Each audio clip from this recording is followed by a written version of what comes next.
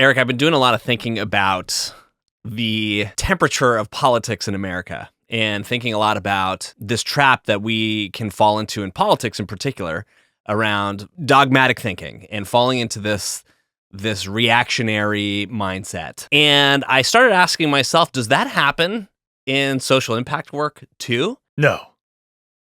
I got a surprise for you. I think the answer is yes. And so today I want to dissect when our purpose can become a problem and how leaders might pay attention to that. How does that sound? That sounds super interesting. Let's do it. Let's do it. I'm Eric Ressler. I'm Jonathan Hicken. And this is Designing Tomorrow.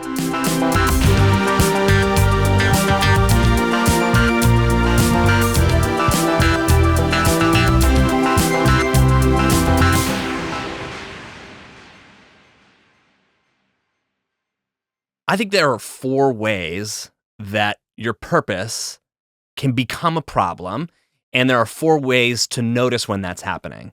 So I'll be curious to hear if you encounter this with the work you do with strategic rebranding for your clients and the other work that Cosmic does. I mean, if you think that there's anything else that's missing from this list of 4. So the first is you as an organization are driven by wishful thinking and not brutal facts. I think that there's probably 2 cases where you might get stuck in this trap of relying on wishful thinking. And I think that's 1, you are buoyed by one donor or a few donors or one big foundation that believes in a problem or believes in your mission that may not exist any longer. They are funding a problem that used to exist and doesn't to the same degree today. Do you find that in the work that you do with your clients? Sometimes, yes. And we think about it from a different perspective, which is we really want to see social impact organizations develop resiliency in their fundraising in the broader sense of the word. And one way to ensure that you have resiliency in your fundraising is by not over-relying on any one donor or potentially even any one donation pathway or funding pathway. Because if you over-rely on any one channel of funding to come through and then all of a sudden donor priorities change, then you're stuck with a huge revenue hole, which usually means you have to spin programs down, you have to lay staff off, you have to kind of reduce your impact, and it really just disrupts the entire flow. I have seen examples where there are organizations that are basically built on a house of cards, right? Where there is a single donor or a single foundation that is propping the entire organization up because that donor personally believes so much in the mission or personally supports so much the executive director of that organization or the board chair of that organization, which is even more dangerous. And that there's not actual broader market support, so to speak, for that cause or that problem or that organization. And as soon as that house of cards starts to tumble, the whole thing falls down. So I have definitely seen that. And I think I have noticed that happen in social impact brands, especially nonprofit ones, because that one donor can, in some cases, carry an entire organization. And that donor may care about an issue that has changed or no longer exists in the same way. And in that sense, I think your purpose, or at least your historical purpose, is becoming a problem because now you exist for a reason that may not be valid in the same way it used to. This also happens, I'd say, when you become driven by this wishful thinking. I think that happens also sometimes in executive teams and certainly within volunteer-led boards. And the same dynamic can occur. And I've seen that. I've served on nonprofit boards myself, and people come to join boards for a bunch of reasons. There are so many reasons why someone might want to get involved. And sometimes in that room, the same pattern might occur that I described with the donor, where there is one or a few voices that are very loud and very powerful that may believe in a problem or a purpose that is no longer quite valid in the same way. So you grasp onto this pattern of wishful thinking or a few loud voices instead of stopping and evaluating, are we solving the right problem? And are we solving it for the right people? And going through that exercise regularly. When you're guiding your clients through their work, is this something that you have to navigate? It's something that we come up against when we're doing discovery work for bringing a new client on, and we hear how they're describing the problem or the issue area, and then we do our own independent analysis of the space and the ecosystem. And we have to really look at essentially like a gap analysis of like, what are they saying and what are we seeing, or what are they saying they are and what are we hearing from their community, and looking for gaps there. Because I do think that the beauty of looking at things more broadly and seeing how a broader set of organizations and individuals and the public at large is responding is that you have less reliance on any one individual perspective. And I think that's also a way to approach your work in a more inclusive way, in a more equitable way, which is not something to discount either, of course, right? So I think that this is a really important thing to consider as a social impact leader. Is my own personal passion or my board's passion or an individual donor's passion overriding what we're seeing the larger market signals telling us?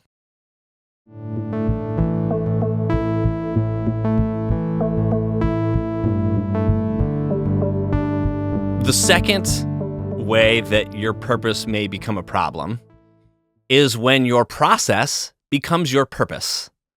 So this is something that I think I notice happening in social impact brands that have existed for some time, let's say 10 years or more. They may have started for a really good reason and have started solving a problem in a very particular way. And that was their unique solution that existed at a particular time and made a big impact. Problems change. The world changes. The solutions themselves need improvement. And sometimes our organizations can get so stuck in a process that we begin to believe that that process is the purpose. And we are not willing to adjust the process itself. How much of a problem do you consider that to be in the organizations that you work with? I mean, it can be a small problem that becomes a larger problem, or it can be literally a deal-ending problem if the organization becomes so stubborn that they are unwilling to change in the face of new evidence or new facts or a changing world, and then they essentially become irrelevant. And then other organizations in the ecosystem are kind of forced to serve that particular part of the problem, or new organizations come in. So I think that it's a very valid point. I've definitely seen it happen. Is it a process thing? I think it can be a process thing, but I think more often what I see is that it's a dogmatic thing, right? From the board or from leadership or from the staff of like, well, this is how things have always been done. And this is how our organization shows up. And they get their identity even maybe gets tied into that. And they're unwilling to change because change is frankly hard. And some people are more open to change and excited by change. And some people are very uncomfortable with change and they don't want to change. They just want to do what they're comfortable doing and do it well and kind of continue to do that. And they know what that looks like. And so there's like a comfort factor to this too, I think. You use the word dogmatic, which brings me to point number 3, is that your organization has become dogmatic and you begin to crusade. Yeah. And so that I think is a real problem in the social impact space. We've on other episodes have talked about false urgency and transactional marketing and the language that we use and what it means for our brand. And I think that it's the signal for a crusading social impact organization. The signals are pretty clear. And if you look at your messaging and you look at your marketing and you look at your team and you realize that we care so deeply about our purpose that we've made this into you're either with us or you're against us kind of mentality, right? And us versus them kind of thing, where you're causing guilt to your audience for not participating or not believing with the same ferocity that you believe in this issue. That dogma surrounding your purpose can become a real problem, and it stems from genuine passion. Yeah, I mean, I think we see this most commonly in political campaigns and political movements, of course. But I do think this is starting to bleed into the broader social impact space because it can work, right? I think like we should acknowledge that this kind of language, this sense of urgency, this kind of crusade can activate and motivate people. But I do think we need to be careful about what is the long-term implication of that kind of strategy when it comes to your brand values and your communications and your content strategy. Because you might also be repelling other people by the language choice and the way that you're showing up. Maybe that's okay, right? Like, especially for advocacy brands, especially for political brands and movement-based brands, sometimes you need to rally your troops and repel people who are not aligned with your philosophy and your vision. And that's the best strategy. And you don't worry about people who don't believe in your mission, and you don't try to convert them to believe, but instead you focus on rallying people who already believe and getting them activated. I don't think it's always a problem, but I do think we need to be intentional and considerate around, to me, really just kind of comes back to authenticity. Like, is this actually urgent? Is this actually an us versus them type of issue? And there are those issues, right? I mean, let's be real. Like, if we talk about especially some of the cultural divisive issues that are so prevalent right now, there are like some very polarizing issues politically in this country, but even outside of politics in this country. And I think that's somewhat inevitable. But I think we should always be looking at our cause and saying, is our cause like that? Or does our cause need to be like that? Does it serve us strategically to approach our work that way? I think in most cases, an us versus them mentality is lazy. I think it's lazy marketing. I think it's lazy messaging. And sometimes I think it comes from this place, and I've seen this myself, and in fact, I've probably been guilty of this myself. Sitting in a room or sitting in front of my computer and like pulling my hair and just being like, why don't people believe in this thing as much as I do? Or why aren't they investing and dedicating their life to this in the same way I have? And that impulse is natural, right? Because you care about something so deeply. It's this sort of this wonder that more people don't care in the same way you do. But if that's where it ends, that's just lazy social impact work, in my opinion. You have to go introspective, and you have to ask yourself, what am I doing? What are we doing that is not serving our brand or serving our messaging, and how can we improve it? Yeah, I mean, I think this is, again, something we talk about a lot, but like, you have to make a case for why your work matters. And I think that this kind of case for support is something that often happens through the lens of like a big fundraising campaign or something, right? Where you're writing like a 2-page letter and you're dropping off a packet to a major donor. But like, this case for support should be a core pillar of your marketing and communications, because as you do your work day to day in your organization that you serve as a leader or as a staffer or as a board member or even as a donor, you have lived experience around how this work matters and why it matters and the impact it has. But you can't then just assume that everyone has that intuitively at the same level that you have. And I think that's largely where the disconnect happens, is that you have this intuitive understanding of why this work matters, and you assume everyone should care about this issue because clearly it's so important because you have passion for it. But you have to make a case and invite people to experience the importance of your issue. There's another danger of this dogmatic thinking or this dogmatic messaging that stems again from the sense of like, gosh, why don't more people care about this? Which is, I think that is in many cases, it's a precursor to your audience becoming less focused. Right? Because once you get into the space where it's like, why don't they, the proverbial they, why don't they care? And that can be a slippery slope to, I'm just trying to get everybody to believe in this in the same way I do. And if we could just get everybody to believe in this, imagine the impact that we could have. And I think that that's an intoxicating thought. I think it's also a really dangerous thought, and it can start with that dogmatic thinking. Yeah, I mean, I can count exactly 0 times there's been a conspiracy to not support a social impact organization.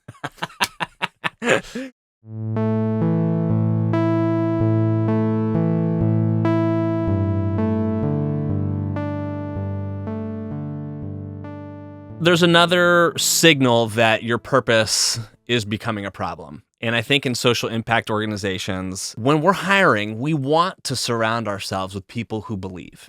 Right? In the sense that that's going to add energy to the cause, and that theoretically, especially in a marketing or fundraising or sales position, that's going to energize the audience too. I think sometimes we can over-index on belief in our purpose when we're hiring and under-index on the skill set that this candidate has to actually deliver on the job that's written in the job description.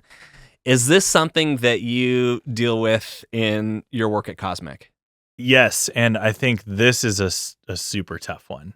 And the reason I say that is because I think belief and passion and energy is helpful, and it can be intoxicating, and it can spread positive energy throughout the organization to have people who are showing up energized and passionately. But I think if they don't have the skills needed for the job that they're doing, that's also not helpful, right? I think about team building like putting a sports team together. Like, a lot of people describe their companies or their organizations as a family.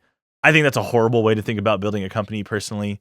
I think the idea of building a high performance sports team is the metaphor that feels a little bit more appropriate for me. And if you think about building a sports team, yes, of course you want to bring on, athletes who are passionate and motivated and care, but they have to have the raw talent too. Now, here's where I think that maybe starts to fall apart a little bit.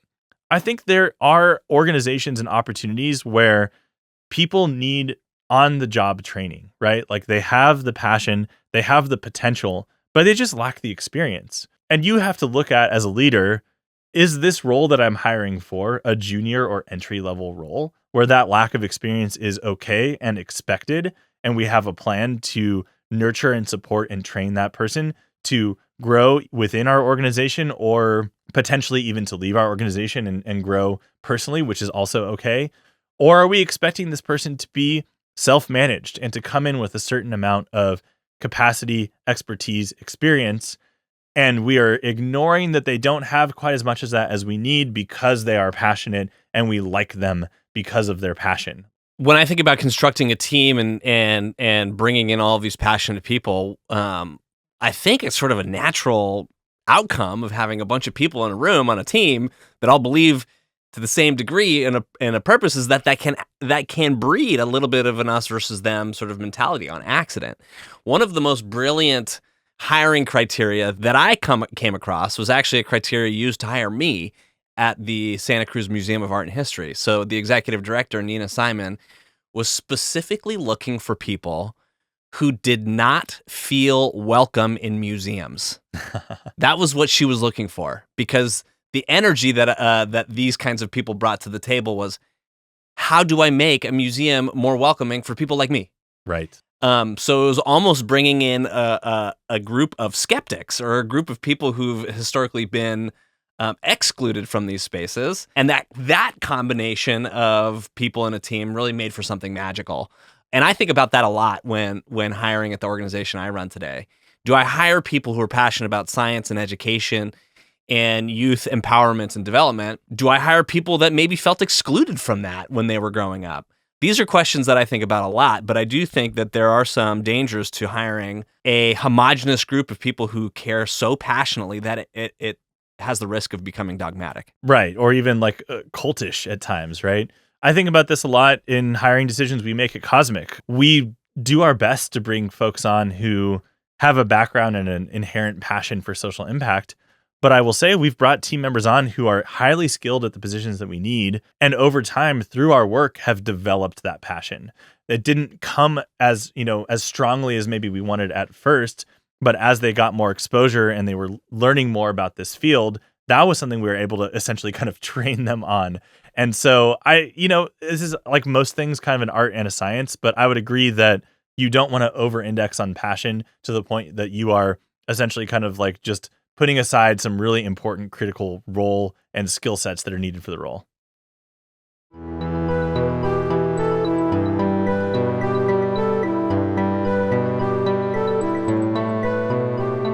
I'm going to throw one more bonus example of your purpose becoming a problem. And that is that you say one thing out loud and you execute on something differently to the extent that you are not delivering on the promise you're making in your brand statement and your brand messaging. I think that that's probably a problem that's increasing in the field as even large for-profit corporations are seeking some sort of social impact. But I think that your purpose can become a problem if you break your audience's trust with your promises and what you're actually delivering. The most egregious example of this is like cause marketing or corporate social responsibility campaigns that are not rooted in true, authentic action, where it's essentially just virtue signaling at the end of the day. You're trying to appeal to conscious consumers, or you're trying to appeal to a certain segment of the population and tie into their identity in order to increase your profits, not because you actually care about what you're doing. So that's an obvious, egregious version of that. But I do think there's more insidious, subtle versions of that too, where you're over-promising on your impact, you're over-promising on the importance of your mission to try and garner and drive support, but that's not actually showing up in your actions or in a measurable way. You might be putting out a good message around this is the work that we're doing and we're trying, and you may authentically be trying to do good work, but for one reason or another, your impact is not coming through at the level that it needs to. And that can be an equally difficult problem, and one that I think, we need to spend more time really looking at and evaluating and figuring out. So as an executive director, I'm constantly asking myself, is our purpose becoming a problem? And I'm constantly asking myself a set of questions to make sure that the answer to that question is no. And so, for example, I'm constantly asking myself, are we solving a real problem? Are we solving that problem for the right people? Does solving this problem matter for this community? And as long as the answers to those questions are clear, and that I can back it up with the work that my organization is doing, that to me is the antidote to making sure that my purpose is not getting in the way, it's not a problem, and it's fueling the impact that we're doing.